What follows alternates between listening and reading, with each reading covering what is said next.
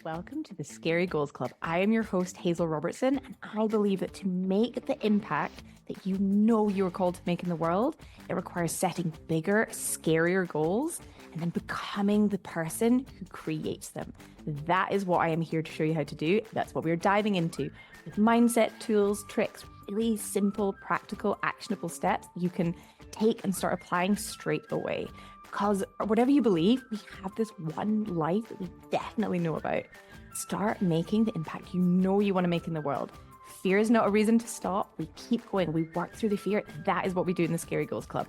So come on in, come join, hit subscribe, and let's get started. Hi, and welcome to the Scary Goals Club podcast. I'm your host, Hazel Robertson. And today's episode is one that is going to be pretty punchy, pretty practical, and comes in from a question or like support that one of you have shared from Instagram. So I put a post up or story up like a few weeks ago just asking, okay, is there anything that you're like struggling with or you want support with? And I'll do a podcast episode on it. And this was one of the responses that I got. And it is what to do about phone addiction. Okay, so how to manage your phone, how to not just spend all of your time on the phone when you're actually scrolling, when you're wanting to be doing other work and deep focus work and like moving these bigger things along.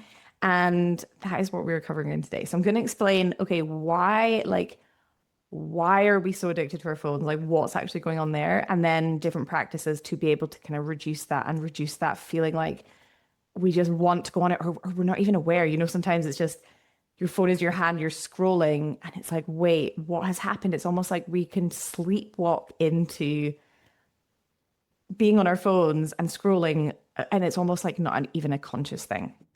Just going to open the door because it is so warm here. Also, this is going to be the last podcast for a while. I'm taking a little bit of a pause. Got a few other things going on, including a holiday. So I'm not sure exactly when the next podcast will be, but it will come. It'll be back maybe kind of into September, October. Actually, it's probably going to be into maybe October time. If I feel that like I have this urge to do a podcast before then, I may as well do that. But we're taking a little pause. So this is going to be the last one. But obviously you can listen to any of the back catalog, go through. There's so many different podcasts that I've done on there. So dive into those, have a bit of a listen, and I will see you when I get back after this episode. Okay. So first is it can be really helpful when we are doing something that maybe we don't really want to be doing, or we have some behavior that we're like, oh, this isn't how I actually want to be showing up. Like, this isn't how my ideal self or future self or amplified self would be showing up. When we are doing something like that, it can be really useful to understand why we might be doing it. Okay. So with phones, they are amazing in so many ways. They connect us, and with social media, there's so many amazing things about it. We can connect with other people, find our quote unquote tribe online. If you're running an online business, that they're really helpful for that. However, they are also designed to be highly addictive. Addictive meaning that we have a craving. Our brain has a craving for it wants more and more and more. And there's so many ways they do this. Okay, so if you think about tech companies, including those that design apps, like take Instagram, for example, they have some of the best experts in the world figuring out how to keep you on the apps, how to keep your attention, how to keep you wanting to be back on there, wanting to scroll, wanting to consume. Okay. And they know like a lot of it works on relies on how our brain works, which is we are wired to seek dopamine. Okay, so dopamine is a neurotransmitter. It's involved in when we are setting goals and drives motivation and pursuit to go after things. It was really helpful it's helpful nowadays to go and actually create things in our life. It was helpful if you think of the cave person days to motivate us to go out of the cave and search for food or to go out and hunt or to go out and pursue or to procreate. It's the motivation and drive to do all these things, okay? So we get dopamine from things that give us pleasure. So these can be longer term things like working towards goals and this like inherent satisfaction. And when you achieve a goal, create a goal, it's like it's like a slower release of dopamine, but we get a lot of satisfaction from showing up as we want to be, from exercising, from being who we want to be, from doing what we said we were going to do, from being in nature. Like all of these things help us feel motivated and want to keep going. We can also get more like quick release dopamine, I think of it almost like, I guess it's like a sugary treat. And sugar would be one of those things. It's like, oh, it's like a quick release. We're like, oh, more, more, more. And social media can be one of those things, especially when if you think about the screens, like our screens and social media apps, it's like they're very visual, they're very bright. Notifications, if they ping, or even if there's some notification on your phone, it's like that curiosity, that drive to be like, oh, someone has messaged, someone has reached out. Oh, I wonder what it could be. Or I don't want to, like with the news feed or scrolling or anything like that. It's like we are wired for novelty and newness, and we get excited, and dopamine is released like to pursue novelty and newness. So all of these things, and also like the other part is when we're figuring out what others in the tribe of humanity or our friends are doing, it's wanting to understand that. It's like we're wired for that connection and to understand what other people are up to and like where we fit in, and all of these things are preyed upon really, but like boosted and played upon in these apps that makes it highly, highly addictive, and that we crave to be on it. And sometimes it can get to the point where we're on it and we don't even realize, and we're not consciously deciding, okay, now I am going on and I am posting this thing, or now I'm going on and I'm replying to messages, or now I'm going on and I'm doing this thing. It's like we're on and we're aimlessly scrolling and then watching videos or like sending them to friends or whatever that is. So just knowing, well, there's another element to this, which is if you're neurodivergent, for example, if you have ADHD like I do, we like with ADHD, we have less dopamine in our system, like in our brain. Okay. So generally, those people with ADHD have what are called like dopamine seeking behaviors, meaning we almost go after things and crave dopamine almost just to focus, just to have a level of what would be like normal focus for a lot of people, which is why a lot of the ADHD medication, I don't know the exact, I could share a podcast if you want on like the exact science. Andrew Huberman does a lot of stuff with the Huberman Lab of like the exact science of how it all works, but a lot of them they increase the dopamine in the system, and they also increase the uptake of dopamine. So it's like there's more dopamine in the system, like in our brain, and they work in another way that helps our brain actually use the dopamine. And what that does is like for someone else taking something like an amphetamine, they would maybe be a bit wired and a bit distractible. But actually for someone with ADHD, that is what then is giving them more dopamine so they can actually focus, how someone that's not neurodivergent would just be able to actually sit and focus on something. And so this is why those people that are neurodivergent, like have ADHD, can often get into seeking out sugary foods or seeking out like other ways to release dopamine, like high risk behaviors. And I know like looking back, it's quite interesting to see there's so many things that I pursued that totally like made sense with this. It was like downhill mountain biking and hang on 2 seconds. Oh yeah, cool. I'm back. We supposed to pause for a sec. Downhill mountain biking, like snowboarding and doing like insane jumps on my snowboard, and just like doing crazy, like impulsive things that felt very like thrilling and that felt very exciting to me, but also I found myself like gravitating towards those kind of things. Endurance running, ultra running, like all of these things, and like definitely have a sweet tooth for like sweet foods as well. So knowing that we can have these dopamine seeking behaviors, there's this extra element where something like social media or a phone that is also wired to be like, like, oh, dopamine, go, go, go, more, more, more. It's like extra. It's like extra for us. So there's that. Now, the other reason that we often feel that we might be wanting to reach for our phone is that, again, we're wired to seek pleasure. We're also wired to move away from things that feel uncomfortable or like discomfort. And this isn't necessarily like physical discomfort, it's actually emotional discomfort. And so whenever you are feeling the urge to reach for your phone, to pick up your phone, or maybe you don't even realize it. So when you start doing this work and like with coaching, it's like you become really aware of like all the different steps and the awareness of your behaviors, and then you can change it. But oftentimes, even before that, it's like, wait, my phone is in my hand. And like, how did this even happen? And it's like, we're not even aware of that behavior enough it's not like we've consciously done it or we can catch ourselves doing it. Like you can, and some of the tools I'll give you will be able to help you do that. But sometimes it's just so default, it's just so automatic. And usually, or actually most of the time, it's because we're trying to avoid some uncomfortable feeling. Okay. So there's some uncomfortable feeling you are feeling. And then your brain is like, go do something more pleasurable, something to like zone out, to numb out, to avoid the uncomfortable feeling. Because we're generally not taught, if you're anything like me, like as kids, how to really be present with our feelings, how to feel our feelings, how to be okay feeling an uncomfortable feeling and not trying to run away from it, hide it, numb it, scroll, do something else that's actually not even, it's not solving the original problem of like why we've got that uncomfortable feeling. It's just like the feeling is still there. We're just numbing it out. And then we feel even worse because we've been on our phone for 20 minutes and it's like, oh, and it's still there. And some examples of what the uncomfortable feeling could be. For example, maybe it's boredom. Maybe that feels a bit uncomfortable. And you're used to just being like, oh, I don't want to feel bored. It's like, I'll go distract myself with something rather than just like letting yourself be there, visualize, just be present, just breathe, just notice what's around you. It's like, oh no, I have to go and escape that feel. It's almost like this feels like this itchiness. It's like, oh, I can't be bored, especially if you've got ADHD. Like boredom is kryptonite is the phrase, but like it can feel really uncomfortable to feel bored. We're not used to and like taught how to do that, that it's like, oh, quick, I need to do something and find something and scroll on something and do something else, anything other than feeling the feeling, because we've not been taught how to feel that.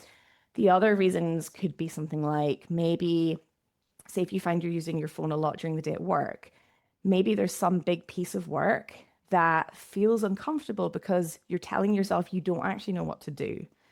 And so you feel a bit of like, oh, like shame, or maybe a bit of like dread, or a bit of like, oh, whenever you think about the thing. And so it's like, oh, I'll just go on my phone. Not that you're consciously thinking, I'm just going to go on my phone, like you're just reaching for it. But that feels like an escape to your brain that's like, oh, I don't want to deal with the discomfort of like not knowing what I'm doing. Or maybe there's a piece of work that feels really big and like unplanned, and it just feels like this heavy, big, heavy thing. Again, there's some uncomfortable feeling you have because of the story your brain is attaching to whatever this piece of work is. And so it's like, rather than actually sitting down, processing through the feelings, breaking down the work you needed to do and like figuring that out, it's like, oh, just go and like numb out until there's like a last minute panic and it's like, quick, go, go, go, go, go, do all the thing. So whatever the different reasons are, or maybe other stuff's going on in your life, you're feeling like sad about something, maybe there's some other stuff happening. And instead of letting yourself actually just feel that and be present with it, you're reaching for your phone to numb it. No judgment, like this happens to all of us, we all do it. And what I'm going to talk through is like some different ways that you can actually reduce this so that you're going to be able to focus and just be more intentional. It's not about like not using your phone. It's not about not using social media. It's about being really intentional with how you want to use it. Intentional meaning you're conscious, you're actively deciding rather than just having this happen on default. And then you're like, wait, I feel like I'm on autopilot and this is not even how I wanted like my day or my whatever week to go. Okay, just going to drink some water. It is so warm. Okay, so the first thing you want to do is say it's like in a work sense and you're on your phone. Let's just use that as an example. So the other things you know you want to be doing and you're not doing them and you're on your phone instead. The first thing you want to do that's going to help you just give yourself the best chance of like not being on your phone is to set up your environment in a way that's going to help you. Okay. So what does this mean? This means your phone is away and it's on airplane mode. It is charging in another room. It is in a drawer somewhere. It's downstairs if you're upstairs or whatever. It's in another room. So it's not even there. The crazy thing is you'll still find yourself reaching for where it is, even if it's not there, but we'll get on to what to do about that. Okay. Say you have like your work laptop there, your work computer, or whatever you're doing, you want to close as many tabs of the stuff that you're not using, just the stuff that you're using.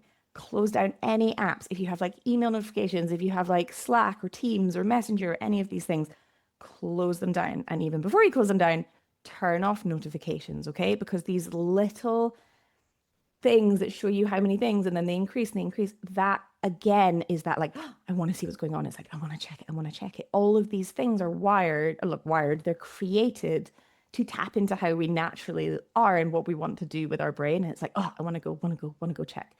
So turning off notifications so you can't even see that. closing down the things when you're wanting to do a focused piece of work and you're not just wanting to, you don't just have your emails there and they're like pinging up and you're responding. It's like they're away. There's not even any notifications pinging up. WhatsApp is off your, well, if your phone's in airplane mode, it won't connect. But like no WhatsApp on your tabs, no Messenger, like all of it is closed. You're just like, this is what I'm doing. And if this is not how you're used to working, it's going to feel really uncomfortable. You're going to be like, oh, because you might feel a bit squirmy because all of the feelings are going to start coming up that you were avoiding because it's like, oh, I just want to do this other thing. And sometimes we have to build up how long we can actually focus for. Like maybe if you're not used to doing this and sitting and focusing for a while because you're building up that having the attention on one thing, maybe you can do half an hour and then you're like, okay, whew, I actually need a break for that. And then you can build it up to 45 minutes and then an hour. And then maybe you can do 2 hours. Or maybe once you start, you get so into something and you just needed that, like the distractions to go away just to allow you to get into something. Because sometimes it can take 25 to 30 minutes to really get into something. And every time we're checking notification, replying to an email, seeing a ping come up, it can almost reset that. And then we're like trying to get back into where we were, that like deep level of thought where we're really in the like creative process and figuring things out and like following the little threads and just like thinking on that highest level. It's like every time we distract ourselves, we have to get back into that. And so stuff can just end up being more surface level and we're not actually doing the deep work and doing the things that we know we want to do that's going to move forward what we know we want to do. Okay. The other thing that you can do when you're setting up your environment is do things that are going to boost dopamine, that's going to help your focus and help your concentration, that's not going to distract you. So things like putting in headphones. I love noise cancelling headphones, I my AirPods, putting in music. I've got like this focus app like rainforest sounds. I like dance music, something that doesn't have too many lyrics, but it's got a good beat. Or I'm trying to think what else. Binaural beats is another one that can help you focus as well. So any of these, just like find some music or just have your headphones in that's going to help almost, for me, I imagine it's like tunnel vision. It's like drowning out the outside sounds or like even hearing different things happening. And it helps me just be like, okay, I'm doing what's in front of me right now. The other thing is you can have, so like you can move to a different space, go to a different room, go somewhere else, go to a cafe. If you want to like create focus, again, if you're in a cafe, put your phone in a bag. So it's like somewhere else, it's not on the table beside you. And like, or work in a different room, just like work somewhere else that's going to change the environment. That can also help focus as well. The other thing is you could light a candle and be like setting an intention, like, okay, I am going to do some focus work right now. My phone is away, light the candle. And it's like kind of part of that. It's almost like creating a bit of a ritual of like, okay, this is what I am deciding I'm going to doing right now. You can also, the other thing I use, and I don't think it's to hand, but I have like a timer. So it's like a digital countdown timer, and I'll set it for like 30 minutes or like 50 minutes or whatever it is I want. And I can see. And then every time I'm like, oh, I want to do something else, it's like, oh, I only have 15 minutes left. I can definitely still focus for 15 minutes. And it's like, okay. And then I get back into it. And that can help. So it's not like doing different things. It's like, okay, I can definitely focus for 15 minutes. Like, let's just do that. So those are different ways to set up your environment. And also just like noticing and tuning in, like, how do you do your best work? What times of the day do you do your best work? How can you focus the most? Like, what can you do that's going to help you? And just start to notice as you go about your day, be like, I found that really easy what were some of the things about that felt really easy and how can you build more of those in? Okay. Whew. Literally like sweat beading. So the second thing that can be really helpful when you are doing this, you've set up your environment to focus, you're going to have the urge to reach for your phone. If that's your default is like reaching for your phone and checking it every like however often, and you're going to feel the urge to like go and reach for it and have a scroll or whatever, you're going to find yourself reaching for it. So what you want to do, get a piece of paper and a pen, or you can get like a jar with like marbles or something else to put in it. On the piece of paper, every time that you want to reach for your phone, so you either feel the urge to reach for it or you find yourself reaching for it, or your hand is like where your phone would be, whatever it is, or if your phone's there and you've not put it away, like you've picked up your phone. So anytime that you do that, you can either mark like a 1 on there. Don't know if you can even see that if you're watching. And then you can like tally them up. So you'll start to see all the different tallies. The other thing that can be really fun that I quite like to do because it shows, for me, it shows the progress a bit more, is I like to write down like what was the time. So maybe you start doing this at like 9:02, you want to reach for your phone. And I will write on like 9:02 phone. And then maybe you'll notice again, like, wow, 9:05, I was wanting to reach my phone again. And then you might be like, oh, wow, at 9:10, my brain was like, just go get a cup of tea. Something else. It's like, it's not the phone, but it's something else that's pleasurable, that's a distraction from doing the thing that you said you wanted to do that is right in front of you that you want to focus on because it feels uncomfortable, because you're not used to it, because there's maybe some uncomfortable feeling because you're telling yourself maybe you don't know what to do, or you've never done it before, you're worried that like what someone else will think, or that it won't work out, or like whatever the things are that are creating like the stories that are creating that uncomfortable feeling, because the thoughts that we have are creating our feelings. So whatever the story is, the thoughts that we're telling ourselves is creating that feeling. And so then it's like writing down, and what you will find, so every time you don't actually go and pick up your phone. So if it's in the other room, this is even easier to do, but you're not like going in and like taking it out of the drawer. Every time you don't and you write it down, you'll notice that then maybe the next one's at like 9:30. You want to reach for your phone. So like 20 minutes has gone past. So maybe it starts every like few minutes. It's like, you want to escape. But instead, the act of like not picking up your phone, just breathing through however you're feeling, and writing it down on a piece of paper, that writing it down taps into the reward system of our brain, which gives a boost of dopamine. Okay. So just by like actively writing down, or if you put like a marble in a jar or a piece of like a stone in a jar, anything where you're tracking and you're seeing progress and you're seeing like almost all the time that you're saving that you would have been distracting yourself, and you're seeing, wow, I focused all this time, and you're watching it add up and you're tracking it, that is like progress and moving towards something like that feels really satisfying to our brain. It's a different type of, it's like a slower dopamine. It's more like the satisfaction of like achieving our goals and creating that, rather than the quick release of like seeing a bright, shiny phone and looking at some video of someone dancing or whatever. And so just the act of tracking, you start to decondition, but especially if you write down the time, you'll notice that actually the time gets less and less and less and less. Like there's longer between it. And then maybe you'll be like, wow, an hour's passed and I've not even thought about reaching for my phone. Like it's not been that default. Because you're essentially deconditioning that habitual response, which is just, it was automatic before. But by being aware of it, and even every time, the other thing you can do is every time you go to reach for your phone, you can say change. And you can like say out loud change. And it's like a way of interrupting the habit. And then you can write it on here. And then maybe you don't want to like always do this. And sometimes you'll get to the point that you can just say change. But this is just such a just such a powerful and really simple way to be able to just start to decondition that habit and decondition that urge to like always just like go for your phone, go for your phone, go for your phone. And you might find there's other things. Like for me, it's cups of tea, or it'll be like, oh, I'll just go and get, and they often come in like, if I can notice my brain, it's like, oh, I'll just check the weather for tomorrow. Oh, I'll just make sure I've da da da da. Oh, I'll just have another cup of tea, or I'll just have a snack. And it's like, no, I can wait 15 minutes for a cup of tea. I can wait 15 minutes for a snack. I'm going to come back to focusing. And it's just that practice of deciding what you are doing and how long you're doing for in your time, and then bringing your brain back, bringing your brain back to that, and not just acting on the default impulse. And then as you do this, you'll condition yourself to want to reach for your phone less and less.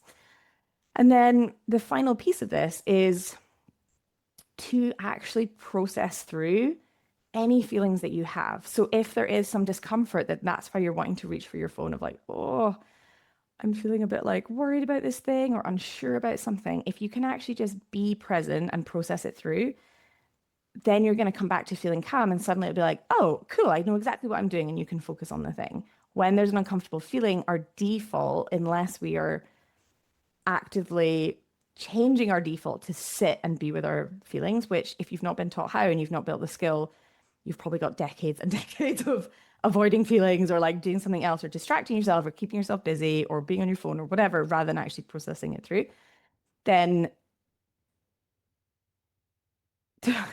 totally lost my train of thought again. Anyway, so unless you've built that habit, you're probably going to want to avoid the feeling. So what you want to practice is processing through the feelings. And you can do this at the start of any time that you have, like a block of time you want to focus, or even anytime you feel you're reaching for your phone, you can just put your hands like on your chest and your tummy and just like practice processing it through. And I'll put the link in the show notes. There is free guided meditation that I have on how to do this. Now, this is basically when I was doing this process and wanting myself to build more of a habit of processing through my feelings.